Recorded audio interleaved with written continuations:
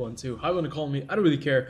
And we're back on the Wall of Tanks test server 1.4. And today we're taking a look at the very first French wheeled vehicle, not tank, that actually comes with the new mechanic in tow. It is the Panhard Amyl Lynx 6x6. Now, I haven't found concrete information about the Lynx 6x6, but the Panhard AML line is actually a quite well-known armored vehicle in the French army or throughout the world. Actually, they export them quite successfully, and there are a lot of nations that actually use them. They have them in South America, they have them in Africa, they have them in Europe, they have them in Asia. So basically what I'm trying to say is it is a very reliable machine.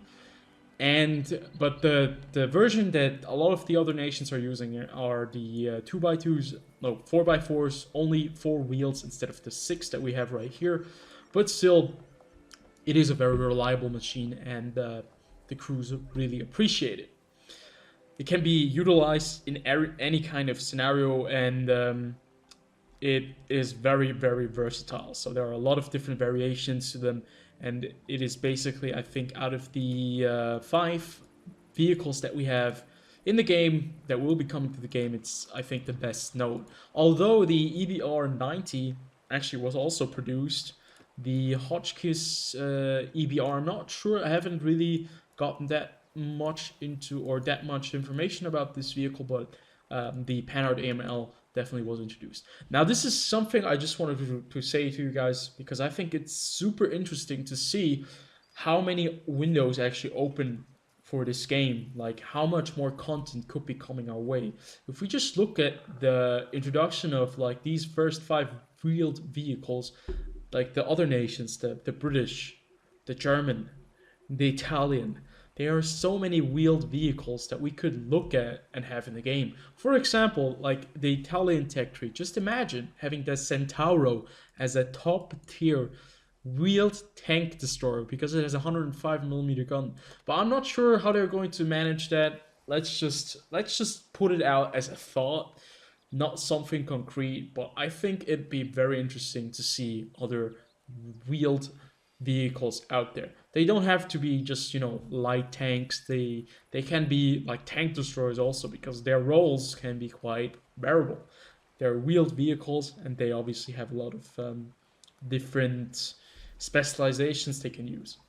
But today we're going to be talking about this vehicle right here, the Panhard AML. We're going to be taking a look at its characteristics. Then we're going to be taking a look at 2 gameplays, and I'll give you guys kind of a verdict what I think about this vehicle at its current state. Now, keep in mind, it's still a test server. All the things that I say have to be taken with a grain of salt, because everything is still subject to change. This is the second iteration of the test server.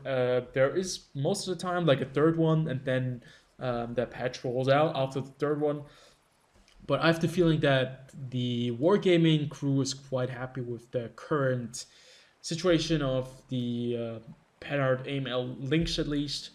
They did change a couple of things. I think they reduced the speed a little bit of the top 3 light-wheeled vehicles because they were too fast. And yeah, talking about that. Then, first and foremost, let's take a look at the vehicle in its tech tree. So you'll have to get 104,000 experience to unlock this vehicle from the EBR Hotchkiss. Now 104,000 for a tier 8. That seems to be, I think, the average if we think about it. As we can see right here, the Batch Schedule 12T 107,000. And the AMX 5100, obviously, since it's a tier 8 heavy tank, is a little bit less. But it's actually on the rather high-end experience pool. Like, I don't know why, but light tanks usually are a lot more expensive with experience, or in case of experience. The heavy tanks are a lot cheaper, like 20,000 all the way to 40,000 less experience that you have to earn to get the AMX 65T. Now the thing is, with these lightly wheeled vehicles, it's quite difficult to have very good games at the beginning, because you still have to get used to them. You also have to get used to all the new mechanics, and this is the very first time you'll be able to get like the boost start. As you can see, the Hotchkiss EBR doesn't have the boost start, and it's the very first time where you have the opportunity to switch in between the different modes, like the cruise mode, and I think what was the other mode called? The rapid mode.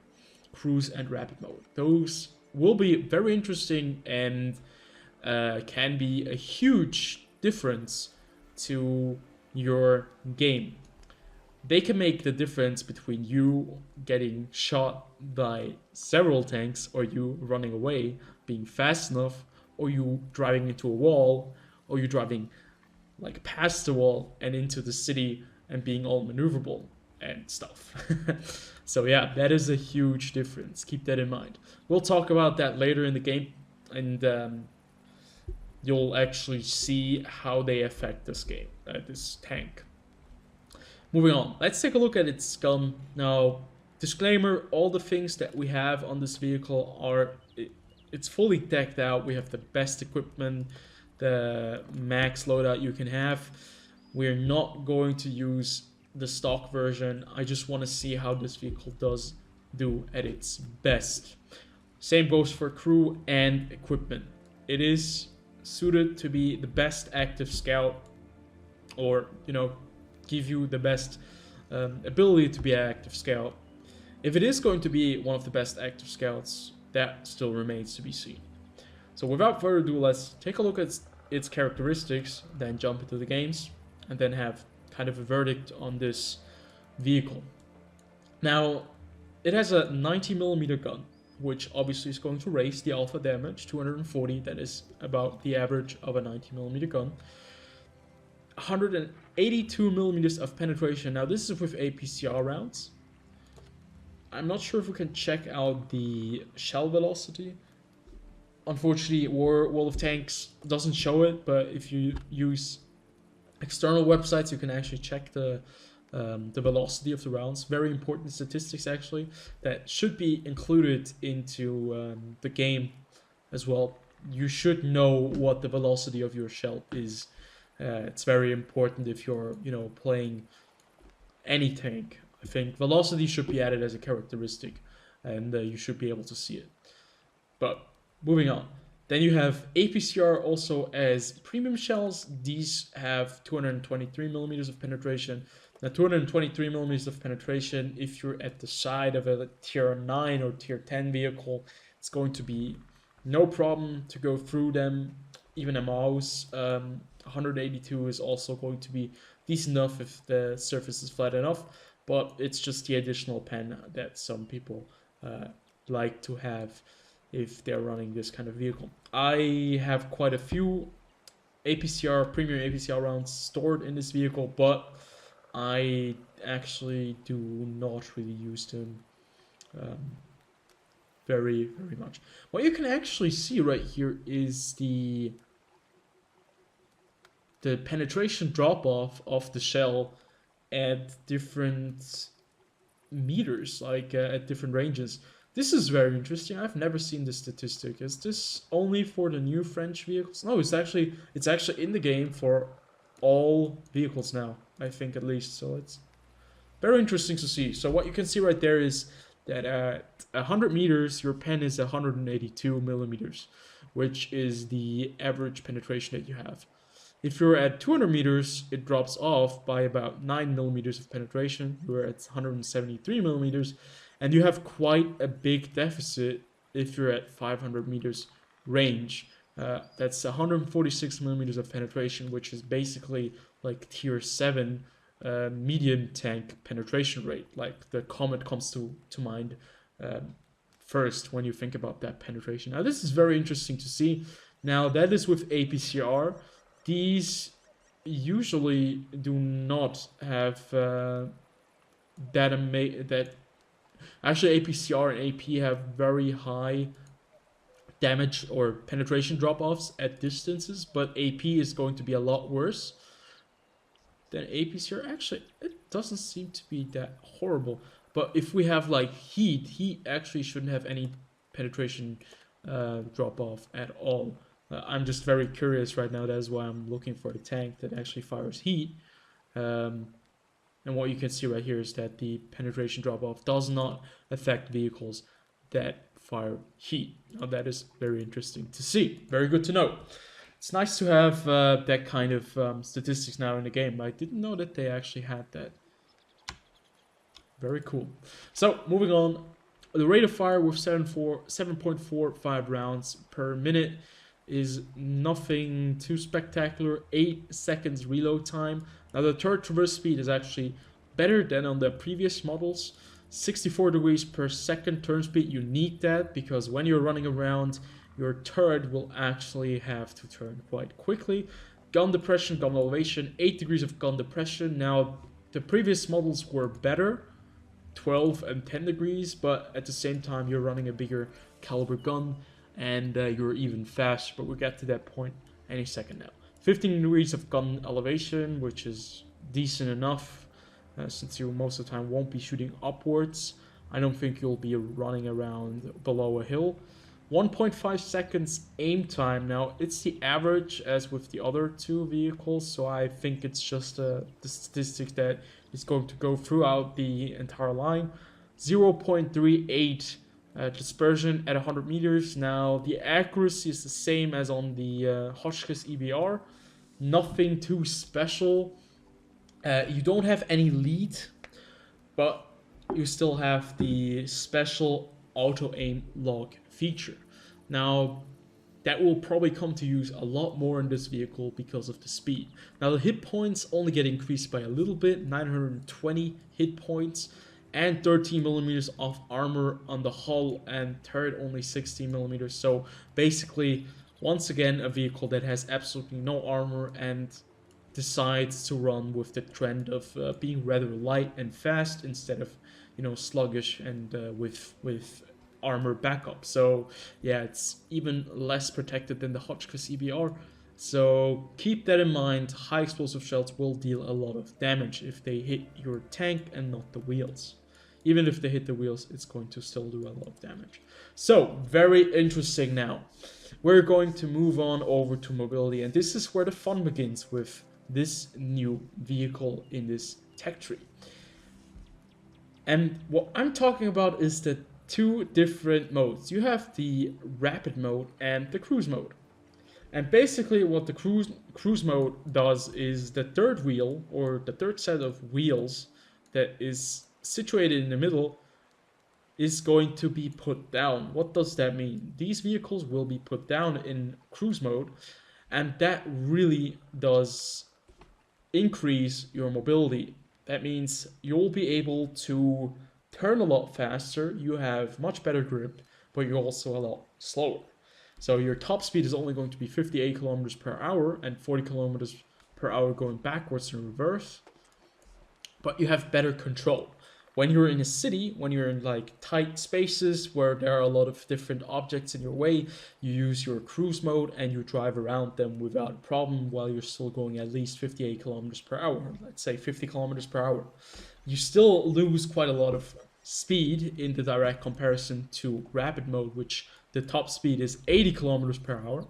Now the rapid mode doesn't give you the best control of the vehicle, but it allows you to get away fast. Those open plain fields where you are trying to spot a lot of vehicles, you're going to use rapid mode, where you're going to dash through the enemy lines, spot a lot of vehicles, and then run out of there as fast as you can. That's where you use rapid mode, where you can actually maneuver with a lot of space and not have to be constantly be afraid of running into objects.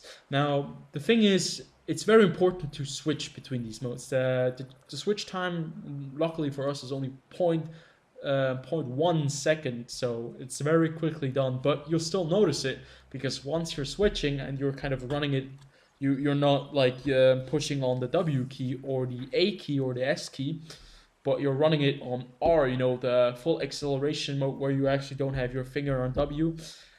Your vehicle will actually stop. So keep that in mind. That is something that I had to get used to, but it's very important. Now this mode switch is what makes this vehicle line so interesting, because all of a sudden you are able to switch in between these modes and be a lot more versatile. You can adjust it to your situation, be more flexible, and this is what makes these vehicles so good. Or at least this is what kind of is special about these wheeled tanks. The second speciality to the first one, that they are kind of wheeled, that they are running on wheels instead of tracks. Now, rapid mode and cruise mode. That also includes the boost mode. You can actually have a boost start at the beginning or whenever you feel like. You just have to click, or you have to hold the spacebar and W key together, and when the emblem starts flashing and you let go of space and you keep on hitting W, you'll accelerate very, very quickly. This will allow you to get into positions that previously maybe were very difficult to reach. Now, I've tried that a couple of times with the Lynx 6x6. It's kind of difficult because it doesn't have the engine power that you need sometimes to get on certain positions, but later iterations of the tech tree do actually work much better. So this is the new specialty. Now, concealment and spotting. Concealment, obviously, once again, very high on the end. You can see it's a little bit better than on the Hotchkiss EBR, but still you'll be running around mainly with this vehicle. You'll not be stationary, but because you are a light tank, or at least designated as a light tank, you'll still have the bonus of the camouflage when you're actually moving. But we're moving on to the next thing. Now, the view range, 368 meters spotting range or view range is still very, very bad, and you're now at tier 8. I'd at least expected the view range to go up to a 380, like average, but it turns out the view range is still the same as with the Hotchkiss EBR, and I have the feeling it's not going to be increased by that much.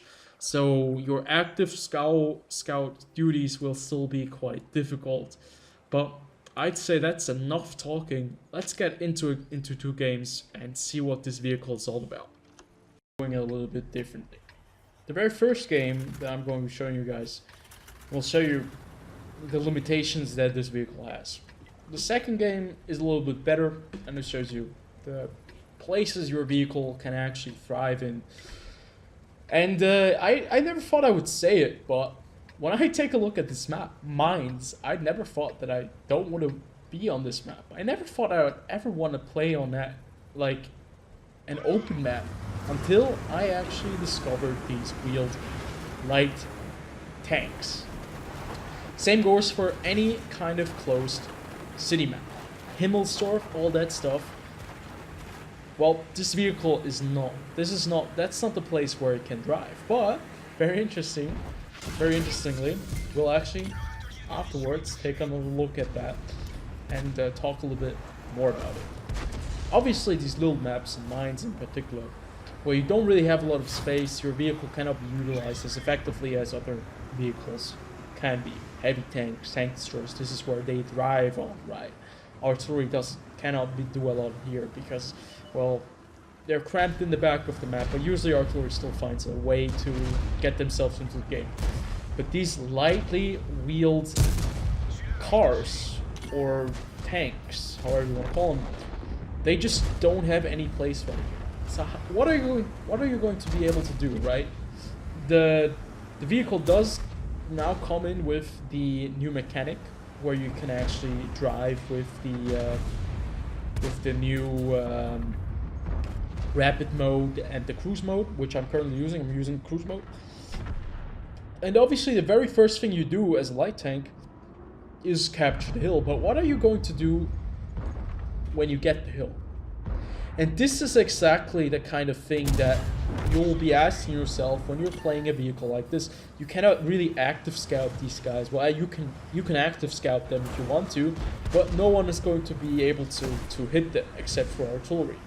Then at the same time, you cannot go down from this hill. Well, you're fast enough, you can obviously want to run down and go somewhere else, but you don't have the mobility at low speed to be able to maneuver on the hill if someone actually pushes you. So that leaves you with a couple of options. You have good or decent gun depression, And you have a very good acceleration. What does that mean? What you can see right here is something that I have noticed. Like, I thought, what am I going to be able to do right here? I cannot go off the hill because basically it doesn't matter where I go. I don't have enough room to maneuver. I cannot spot them from anywhere because my view range is too bad. So what can I do? What is my best place for this team? Turns out, since you can still do driving forwards and backwards really fast, and now I'm using rapid mode to be able to run fast forward and run fast backwards, that's exactly what I tend to do. If we take a look at our position right here, and the EBR on our right is doing it completely wrong. We actually just damaged the object 277. The EBR gets knocked out by the Scorpion G. We knock out the Scorpion G because he got spotted because he fired through the bush. And we can actually use this little tower right here to our advantage, drive forwards and backwards while they actually cannot get a shot in at us because we use this objective or this object in our way as very, very good cover. Now the thing is though, you can still see, well, is it going to work out on the other side as well? And it actually does work for a second right there. We penetrate the WZ 111 and it's exactly the thing that you do best. You get the attention towards you, away from your team, towards yourself. And what you're doing is basically you are creating chaos. And that's exactly what I meant previously. Chaos is your main strength with these vehicles. Being just rushing through wherever or actually doing what I did right here.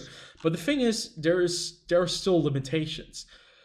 The problem here is because this vehicle is so new and the maps are so small.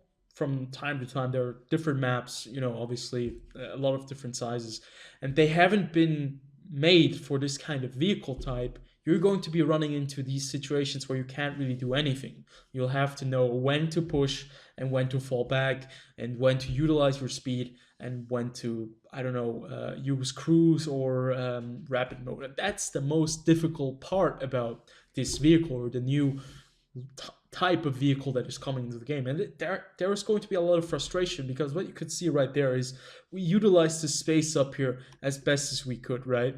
We fell back and drove forward and annoyed the heck out of him. We only did like 1,757 damage, but we still did more than we would have been able if we rushed down the 102 line, because they would have just shot us from the side over here and we wouldn't have been able to actually expose the object 277 or the WZ 111. And this way we were able to support our team while at the same time kind of utilizing our speed. We didn't utilize our mobility, but we utilized our speed, and that's very important. The thing is just on these kind of maps with this kind of vehicle, you're going to be running into a lot of problems, to be fair, because you'll find yourself in a position where you can't really do anything. You're going to be stuck. You could actually push down over here, but then you're maybe too slow to actually do anything over there. So I just thought this was the best way to handle this situation. And you can see there are quite a few limitations to these tank types, and one of them being these city maps or these closed maps. So I'd say without further ado, let's move on to the other game and see how we did there, where we might have a better position to start with, or where it might even be worse. The last game today will be on the maps Runeberg. Now this map has a very open field and a very close city.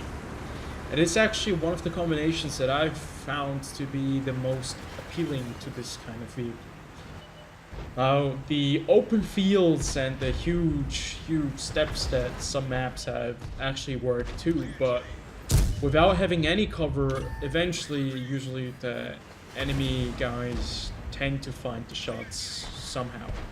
What I've noticed is the lock-on feature becomes very important the higher you get with the pier, because these vehicle types are so fast that when you're running away, you have to look where you're going. So what you're going to be doing is you're going to be hitting the right click button, you'll be driving away from them, and you'll be shooting at them at the same time, because you cannot do both. You cannot look at them, look where you're driving, and not crash into something. That is the fastest way to die with this vehicle type. That's something you have to learn very early on. And I've noticed that this is that I just try to go against that. The very first thing that happened was try to go against that urge to look where you're shooting and not look where you're driving. Because as soon as you do that, like right here, you get crashed, you get, you know, just toppled over, and you die immediately. The tolerance level of mistakes on this vehicle is basically 0. If you make a grave mistake with this vehicle type, there is absolute no way, there's no way that you'll be able to redeem yourself. You will die very quickly because you have no HP. Once you lose your speed, you are a dead easy target. And what you could see right there, the speed is your advantage. Use it. With the ability right there, with the right mode, I was using rapid mode, I know, but with the right mobility, you can actually make life a living hell for the enemy team. And that's exactly what we did to this TBP. Look at him, he's missing us completely, bouncing off of us, but actually panning one shot. But you can see one shot does so much damage. You're already down to 500 HP, which is a one shot for several other vehicles. But having this place where you can actually utilize the mobility to your advantage, where you can actually use the best parts of this vehicle and get the most out of it, is the thing that you have to look for. And look at this explosion. I just got killed by another EBR. But the thing is, that is where I found myself to be the most effective. I found myself to be the most effective when I could create chaos, when I was able to single out a target, and when I wasn't trying to be the best active scout. The thing is, with the very low view range that you have on this vehicle, the active scout role gets very, very difficult. You do spot them, but because you're so fast and the game has only just started, your team might not be in position, artillery might not be loaded. So when you're there, basically the only thing allowing you to do damage is yourself and maybe 2 or 3 tanks. So the risk kind of outweigh the positive of being a very aggressive early active scout. So you have to get the balance. You have to learn when to start scouting, when to be the active scout, when to go in, when to, you know, single out a tank. And I think that is going to be the huge challenge with this tank line. It gets better with the next tier. It gets better with tier 8. It gets better with tier 9. Tier 7 was already a pretty good taste. Tier 6 was basically a little bit too weak for my opinion, but I think tier 8 is very interesting to see exactly where this line can take us to. The thing is, just right now, how are we going to be able to balance this all out? Because it's so difficult to get like the maps to work out for every tank type, for every single vehicle, and it's not going to happen. It's not going to work. So these vehicles might be very frustrating. Now, I found the Lynx 6x6, the AML, I found this one to be the most enjoyable to play yet, because of the different modes, the new mechanic that has just set in that you have to learn. There is a steep learning curve to be very effective with this tank. To make it basically competitive, you have to have the will, the endurance, and the wits, and obviously a big portion of luck to go with you to be able to make this tank or this tank line as effective as you can make it to be. That's basically all I have to say to it. I'm looking forward to the tier 9 and tier 10 versions. I want to see what the tier 10 is capable of, and obviously I'm going to report back as soon as I have the footage done, and I'll see you guys on the next one.